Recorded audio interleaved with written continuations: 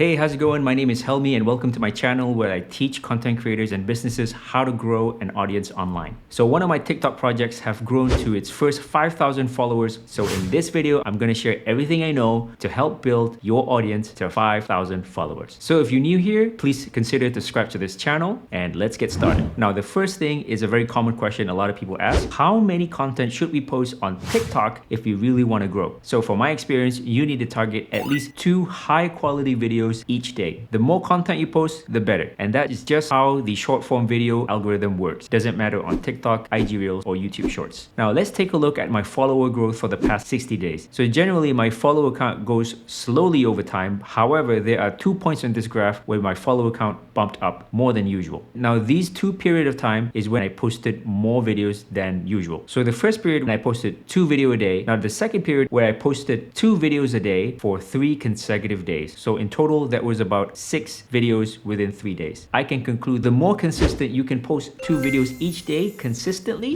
the better. However, this brings to a downside of being a TikTok creator. It looks like you're gonna have to create a lot of content, and without a proper content strategy, you're most likely to burn out. But don't worry, at the end of this video, I'm gonna share with you how I batch my content so you don't go crazy. Now next, let's look at my strategy on how I gained 5,000 followers on TikTok in the first place. Alright, so here's what I did for the past 3-4 months. Now, I didn't publish videos every day. The days that I posted 2 or more videos are the days that I see the most growth. Number 2, each video that I create is less than 1 minute. Ideally, it's around 30 seconds or less. Number 3, each video only has one message and one message only to my audience. And number 4, I target some sort of emotion to trigger to my audience. And in my parenting niche, inspiration and motivation. Now, I want to point out that TikTok and YouTube is 2 separate games. They're very different. But the gist of it is that TikTok is more simple, and the content that you should focus on TikTok should be very on the surface. So if you have a sales marketing funnel, it should focus a lot on the top part of your marketing funnel. Very basic information. If you want to go something more in depth, you should leave that out for YouTube. Now we'll get to this later, but next let's talk about what content type performs best on TikTok. Now, according to Statistica, the entertainment category does the best on TikTok, outperforming the rest by a long shot. So my initial strategy for Millennial Dad MY was to be a parenting educational channel. However, if it's 100% academia teaching people serious stuff, it could be really dull and quite intimidating for casual browsers. So I can't stress enough how important it is to wrap your educational message in a fun and entertaining way so it's digestible to the masses. All right, next I'm going to show you 3 videos that did pretty well. So I'm going to show it to you right here. So the title of this video is My Child's Favorite Flipbook. Now, why did this video did well? It's because people like to see it was a real parent, which is me, buying a real product and using it on a real life situation, which is with my son. So they like that it comes across as very organic and real, which it is real. It is my son's favorite book. So I don't come off as too salesy. And on top of that, I'm teaching them, hey, this is what you can do with your child every morning. People commented on what their child's favorite book is, and then other people commented on those, and a lot of people were asking me where to buy the book. So unfortunately, the book that was in the video was not available on TikTok affiliate shop. So what I did was I told the people to go and click on the link in my bio. So I placed the affiliate links there. So this video was 54 seconds long, which is a little longer than my average, and it took me about 30 minutes to edit this one video. All right, moving on to my next video. The title of this video is 2 ways to burp a baby after bottle feeding. If I'm honest with you, I almost didn't post this video because I thought the information was too basic, but there's like 12,000 views. So it shows that a lot of people expect and want basic level content.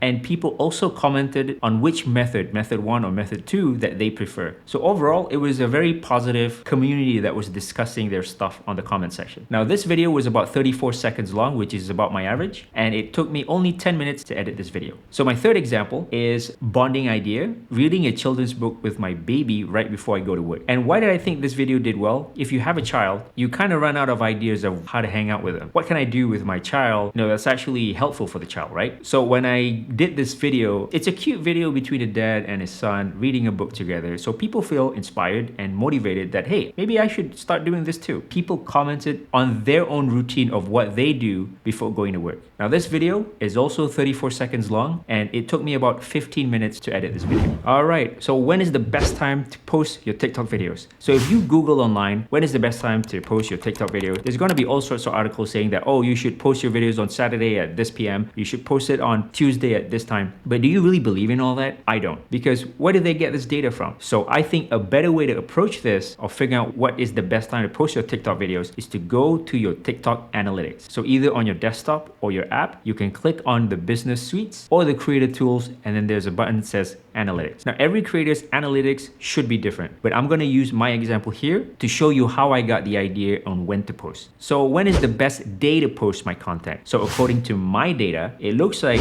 all of my followers are active pretty much every day. So the conclusion, I don't think it really matters what day to post. I can post every day if I wanted to. Now, what is the best time to post within each day? So according to my daily data, my audience starts to be active on TikTok around 6 a.m. It goes up and it kind of peaks around 9 p.m. So from this graph, I made a decision to post my content any day of the week at around 7 a.m. But in all honesty, I've tried posting content at 7 a.m., at noon, and also at 6 p.m. And I could not get a conclusive answer on which time frame would perform the best, because sometimes I post it in the morning, it does well, sometimes it doesn't. Sometimes I post at noon, it does well, sometimes it doesn't. So I could not get a conclusive answer on when it's the best time to post. But I'm gonna stick with my data, and it shows here that a lot of them start to peak at around 7 a.m. So for me, every time I want to post something on TikTok, it's definitely around 7 a.m. All right, this is a big one. How to beat the TikTok algorithm. From my experience, TikTok algorithm is a wild card. It looks like the TikTok algorithm is giving equal opportunity to new and old creators, similar chances to go viral. And because of that, I felt like it's a little hard to predict what will go viral and what will not. But the good side to that is if you are a new creator on TikTok, you have a higher chance of getting discovered as a new creator compared to a new creator on Instagram or YouTube, where it's a lot harder. Now, there are advices out there to use hashtags, captions, trending music, and those do help to some extent, but I would think that those are secondary and you should focus on your main goal, which is to create quality content. All right, the best part about being a TikTok creator, I'm going to share with you 3 ways I made money on TikTok. So the first way I make money is through TikTok affiliate. So you need to register as a TikTok seller and then promote products that are sold by somebody else within the TikTok seller community. Now, TikTok affiliate is doing super well right now. They're paying about 10%, maybe more sometimes. So it's very lucrative. But do note that they might change this at any time. Number 2 is still affiliate marketing. So some products that I promote in my videos are not available on the TikTok affiliate shop. So what I did was promote it on Shopee or Lazada, wherever it is, but I use Involvasia to generate the affiliate link. Now I leave my affiliate links in my bio. So what I do in the video, I just tell the people like, hey, if you're interested in this product, click on the link in my bio and all my recommendation stuff is there. So if you have your own WordPress website and you want to know how to create this link page, you can see how I did it for free right here. And the third way I made money is through brand deals. So after a while, maybe after I got my 2,000 followers or something like that, brands start to notice me and they want me to help promote their product. So there was this one time that a brand gave me this product for free in exchange for a couple of TikTok videos. So as of now, I think the most lucrative is when you do brand deals. But right now, I waited for them to contact me. So in the future, I want to be more proactive where I reach out to the brand so I get a little bit more steady stream of brand deals coming in. Okay, so now we're gonna talk about the negatives of being a TikTok creator. All right, 2 things that I wanna point out to you. So the first one, so TikTok is great, especially for beginners, but it's nowhere near perfect. I do see some problems if you only want to use TikTok as your main platform to grow your audience. All right, so here's the first one. It's incredibly tiring to create a lot of content all the time. Even if you're doing this full time, it's really tiring. Imagine if you have to do this part-time. So being a TikTok creator is simply a numbers game. You have to be consistent and go at it. Along the way, you improve all of your skills, your presentation skills, your video skills, your editing skills. Everything will improve along the way. But in order for you to reach that stage, you have to create lots of content. So there's a very high chance of everybody burning out and giving up along the way. So the best advice I can give you as a new person is to plan, strategize, and batch your content production. This way you don't go crazy. All right, so here's how I do it, okay? So I sit down and plan the rough idea of what I want to talk about in terms of the video. Then I use Notion as a project management software to track the progress of each video. Then what I do is I usually